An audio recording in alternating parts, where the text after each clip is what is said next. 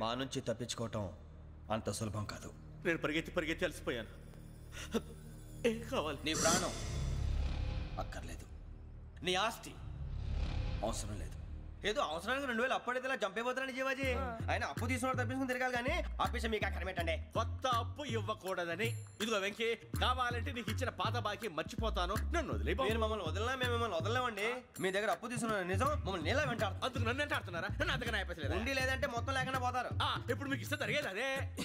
ఇస్తే ఇవ్వండి, లేకపోతే మానేయండి, అంతేగాని శుక్రవారం పూట అశుభ మాటలు మాత్రం ఆడకండి. శుక్రవారం లేదు, శనివారం లేదు, అసలు వడ్డీ వ్యాపారం చేయడం లేదా? జీవాజీ, డిస్కషన్స్ అనవసరం. ఇప్పటికి 18,000 ఇచ్చారు, ఇంకో 2,000 ఇస్తే 20,000 రౌండ్ ఫిగర్ అవుతుంది. 2 రోజులు తిరిగి ఇచ్చేస్తాం. వీళ్ళకి ఇప్పుడు దాకా ఇచ్చింది 14,000 కదా, 18,000 అంటాడేమిటి పెచ్చనాయాలు? పడ్డాడు కక్కుర్తాడు. సంగతి వరకు తెలిసి అసలేనయ్యా, ఇదే నేను మీకు ఇచ్చే ఆఖరి అప్పు. మీరు ఇచ్చిన ప్రతిసారి ఇలాగే అంటారు. ఇతనే వచ్చిందని తగలేయకుండా ఊరికే వచ్చింది ఏంటి? అబ్బాయి ఏం లేదండి. జాగ్రత్తగా ఉపయోగించి పైకి రావాలయ్యా.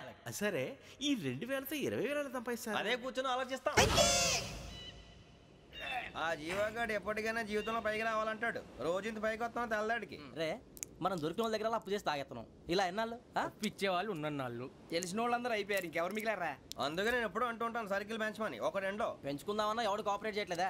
మనం చూస్తేనే జంప్ అక్కడ. అరే వడ్డీ ఎంతైనా పర్వాలేదు, అప్పు ఏంట్రా అంటే ఒక ముందు రాడే. ముందుకు వస్తే వాళ్ళు వెనక్కి వెళ్తారని భయం. భయం భయం భయం, ఎక్కడ చూసినా భయం. ఎన్నాళ్ళు భయం? మనల్ని చూస్తే మనకే పరమ అసహాయం చేస్తుంది. మనకే కాదు, ఊళ్ళో వాళ్ళందరికీ కూడా అదే ఫీలింగ్. అందరూ డిగ్రీ 3 సంవత్సరాలు చదివి పాస్ అయితే మనం 6 సంవత్సరాలు చదివి పాస్ అయితే మరి ఉద్యోగం ఎవడి? ఉద్యోగాలు ఇవ్వక, అప్పులు ఇవ్వక, తాగేది ఎలాగా, బతికేది ఎలాగా? అరే మనం మాత్రం మనుషులం కాదా? మనకి కోరికలు ఉండవా? ఇప్పుడు మనం ఆలోచించాల్సింది అది కాదు, రేపటికి ఎవరిని చంపాలి. కాలనీలో ఎవరు సార్?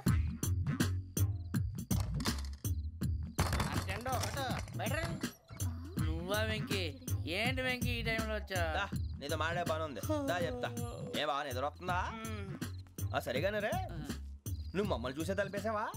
మామూలుగానే వేసాను. మామూలుగా వేసేవాడివి. మేము రావడానికి 1 నిమిషం ముందో, మేము వెళ్ళాక 1 నిమిషం తర్వాత వేయాలి కానీ రాజా. నాకు నిద్ర వచ్చి పడుకుందామని తలుపేసుకున్నాను.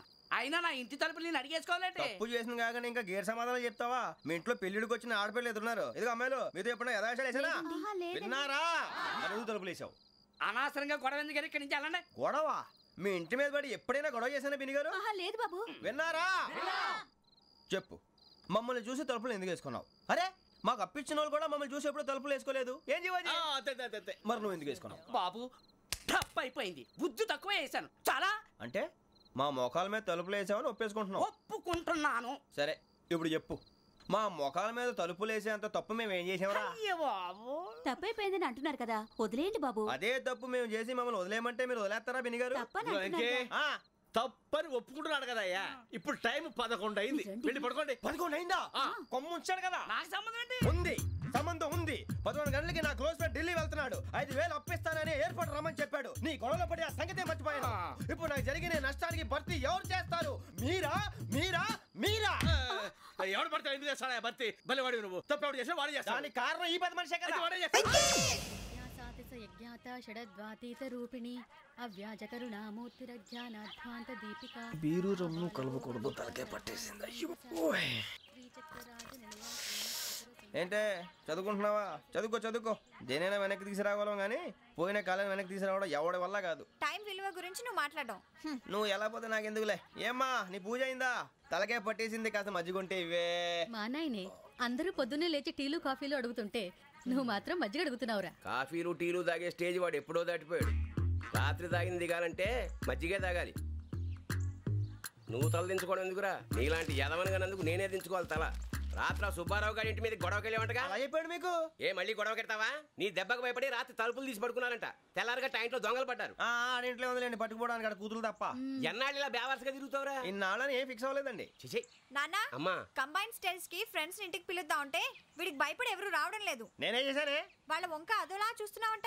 గొప్ప ఫిగర్లని అదోలా చూస్తాను, ఏదో మోహాలు వేసుకొని. చదిగా ఆ గొంతు ఆ వాలకం చూడలేకపోతున్నాను రా బాబు. చిన్నప్పుడు వచ్చి నా అలాగే ఉన్నావు, తెగ ముడిచిపోయారు. ఇప్పుడు నచ్చట్లేదు నాన్నగారు మీకు? నేను ఎదవలతో డిస్కస్ చేయను. నేను చేస్తాను. మీరు చెప్పదలుచుకుంది ఏమిటో చెప్పండి. ఇంకా చెప్పేదే ఉంది. నువ్వు ఇలా గాలికి తిరుగుతుంటే నేను తిండి పెట్టలేను. నాన్నగారు ఇప్పుడు శుక్ర మహాదశి 4వ పాదంలో ఉంది. నేను ఇప్పుడు ఏం చేసినా కలిసి రాదు. శనిగారు సెంటర్ లో కాసేసి నన్నే చూస్తాడంట. వాడు అలా సైడ్ అయిపోయి నేను ఏదో అవుతాను కదా, మీరు కంగారు పడకండి. ఇవన్నీ ఆ జగదాంబ చౌదరి గారు చెప్పాడా? జేసీ గారిని గాడు గిడు అనకండి బాబు, మీకే మంచిది కాదు. అబ్బా ఊరుకోండి, ఎవరి నమ్మకాలు వాళ్ళవి. ఎరా ఇంతకీ ఆ శనిగాడు సైడ్ కి ఎప్పుడు వెళ్తాడంట? సెంటర్ లోకి రావాలమ్మా. మరి ఆ గురువు సెంటర్ లోకి ఎప్పుడు వస్తాడంటావు? అవన్నీ మనకి తెలుస్తాయి అంటే జేసీ గారు తెలుస్తాయి. నాన్నగారు ఒక 1000 రూపాయలు ఇవ్వండి, దక్షిణ నుంచి అన్ని అడిగేసి వస్తాను. ఎదిగిన కూతురు గుండెల మీద కుంపటైతే నీలాంటి బేవార్స్ కొడుకు క్లైమోర్ మైన్స్ లాంటి వాడు చీదరిదుడా. ఆ జేసీ గారు పోయాక వీడు నేను అమ్మ నువ్వే ఫీల్ ఓకే. ఆయన కావాలని అంటున్న మాటలు కాదు, ఆయన దేవుడు. కానీ ఆ శనిగాడు ఆడి కాన్సన్ట్రేషన్ అంతా నా మీదే పెట్టేశాడు. మరి ఇప్పుడు ఎలాగరా నాన్న? ఆ పని మీద డబ్బులు అడుగుతుంటే నిసుక్కుంటున్నాడు. పోనీ నువ్వేనా ఇవే? నా దగ్గర కూడా లేవురా. తెలుగు భాషలో నాకు నచ్చని ఒకే ఒక్క పదం లేదు.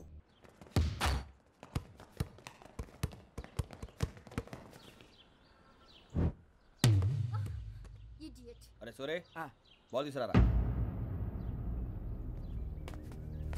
సారీ ఏదో బాలి బాస్కెట్ బాల్ మాలాంటి ఆడాలి. మీలాంటి మాసన కొడుకులు ఆడితే ఇలాగే ఉంటది. ఇలాగే ఇలాగే అమ్మాయిల ముందు ఫోర్స్ కొడతావా? ఆహా, అయితే నిన్ను కొడతా.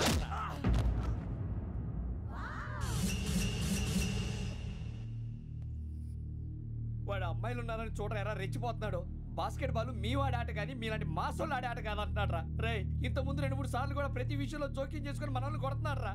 వాడిని ఏదో ఒకటి చేయాలరా, వాడిని వదలొద్దు.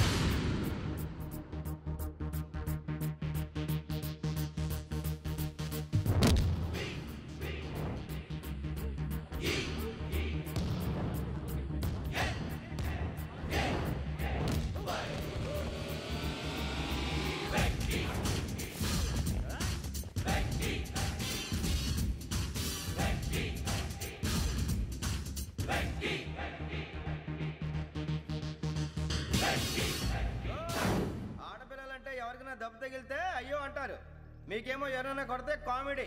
కొట్టిన వాళ్ళు మీ దృష్టిలో హీరోలు. ఇప్పుడు నేను పచ్చడి కొడేస్తాను, నేను హీరోని అయిపోతానా?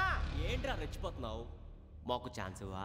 అసలు వచ్చిందే నీకోసం. మా ఓటు బ్యాక్గ్రౌండ్ తెలియక అడిమే చేసావు. ఇప్పుడు నీకు అప్పుడు అయిపోతున్నా రే. వాడి బ్యాక్గ్రౌండ్ సరే, అసలు నీ బ్యాక్గ్రౌండ్ ఏంట్రా?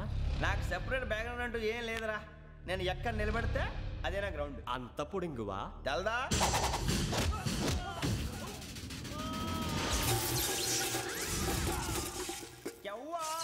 మన మామిడి కొట్టినప్పుడు వావ్ అన్నారు, ఇలాగే ఉంటుంది.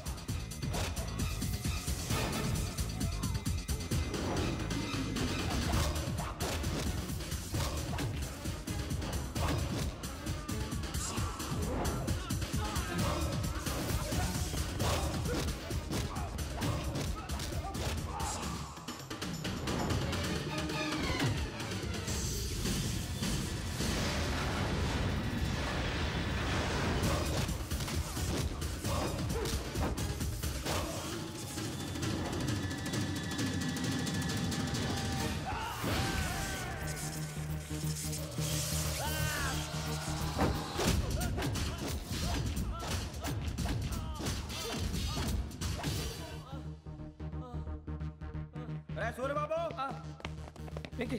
ఇందాక నేను కొట్టినప్పుడు నీకే అనిపించిందిరా? కుమ్మేయాలనిపించింది. మరి కుమ్మే. అమ్మో కుమ్ము. నిన్ను అమ్మాయిని ముందు పట్టుకొని అలా కొడితే ఏ తగ్గుతుందిరా ఆడికి? అసలే ఎక్సైజ్ బాడీ ఏదవుది.